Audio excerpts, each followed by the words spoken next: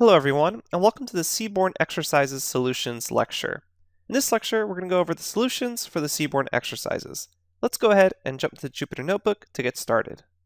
Alright, here I am at the Jupyter Notebook.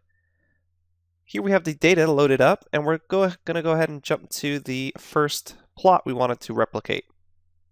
Alright, looking at this plot, hopefully you can tell that this is a distribution plot, and it's actually the joint plot, because you're showing two distributions on top of each other. And then you could have read this and seen that it's the fair versus the age of the data set. Let's go ahead and show you how we can run this. I'm going to go ahead and run these lines again so I actually import everything correctly. And then I'm going to go ahead and type in my code. So this is a joint plot where you have the fair, and on the y-axis you have age. And our data set is just the Titanic data. And that will replicate that plot for you. Again, it's just a joint plot. Alright, coming up next is this distribution plot, and this is a dist plot. So you can just say SNS, dist plot, Titanic, and then pass in the column we want. And if we take a look here at the bottom, this is the fair column. So this is the distribution of the fair column.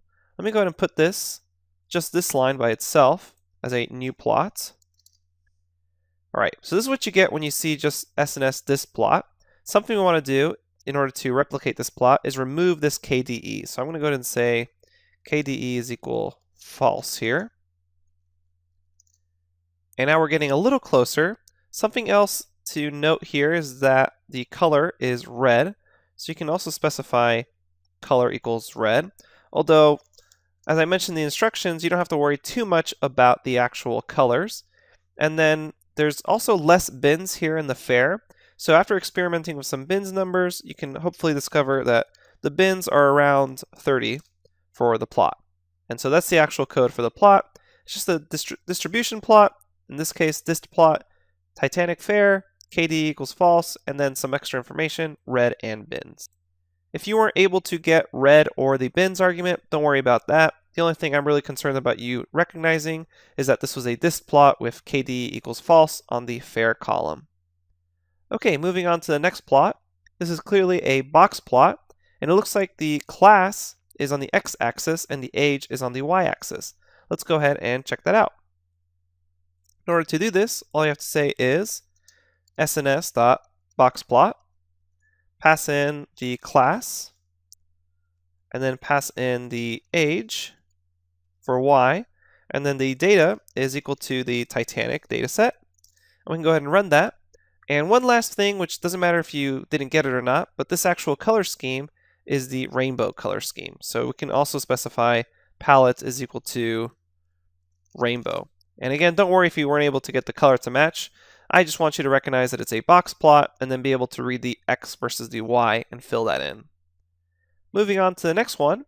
This one's a little trickier because it's the swarm plot. And all you have to do is say SNS.swarmplot. And this is actually everything the same as far as class versus age. So you can actually just come up here, copy all this. Let's go ahead and copy everything, including the palette, and just have the swarm plot. This is the swarm plot version of the box plot we just showed. And this color scheme, in case you were curious of what it was, this was actually the set2 color scheme. But again, don't worry if you were not able to get the color scheme correct, that doesn't really matter. What I want you to be able to get correct is the X, Y, and data source for a swarm plot. Next one that we wanted to check out was this bar plot, but take careful note that it says count here. So this is actually a count plot. And you can create a count plot just by saying SNS count plot, pass in the column you want to count. In this case, if we take a look over here, it's the sex column. And our data source is the Titanic data frame. And that's the plot right there. Color scheme is the original color scheme. Then we have this plot right here. This one's a little trickier. Notice that we have values between -1 and 1. So it goes from this cool warm mapping. And the other hint here is that you can see at the very top the title is Titanic.corr. So this is clearly a correlation plot, and we want to use heat map on this. So we're going to go ahead and do this. We're going to say sns.heatmap and pass in Titanic.core, and we can also say CMAP is equal to cool warm.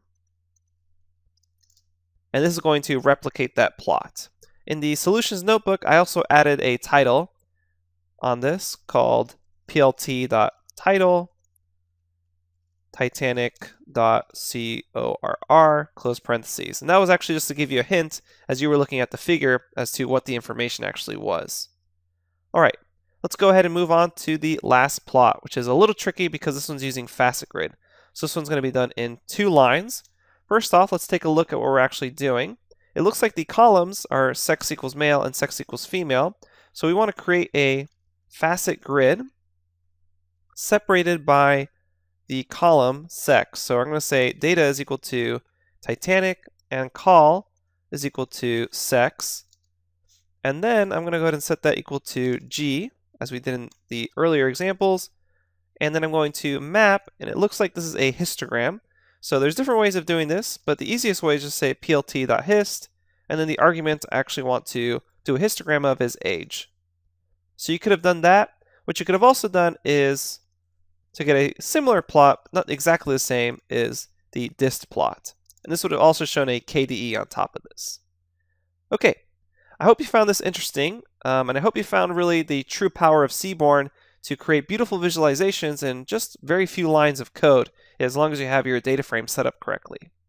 Okay, go ahead and post any questions you have to the Q&A forums, and check out the Jupyter Notebook if you want some more reference code. Thanks everyone, and I'll see you at the next lecture.